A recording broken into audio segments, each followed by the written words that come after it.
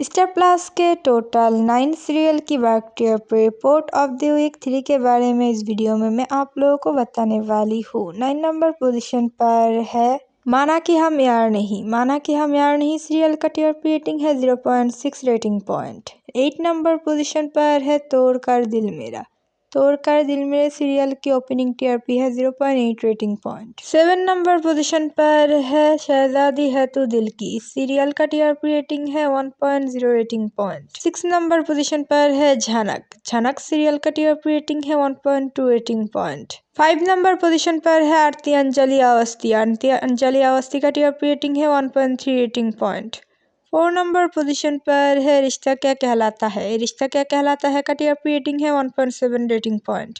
3rd number position पर है उड़ने की आशा की 8:30 बजे की टाइम स्लॉट का टीआरपी रेटिंग है 1.6 रेटिंग पॉइंट और 9 बजे की टाइम स्लॉट का टीआरपी रेटिंग है 1.8 rating point. 2nd number position पर है अनुपमा सीरियल का टीआरपी रेटिंग है 2.2 रेटिंग पॉइंट और 1st नंबर पोजीशन पर है क्योंकि सास भी कभी बहू थी सीरियल का टीआरपी रेटिंग है 2.2 रेटिंग पॉइंट।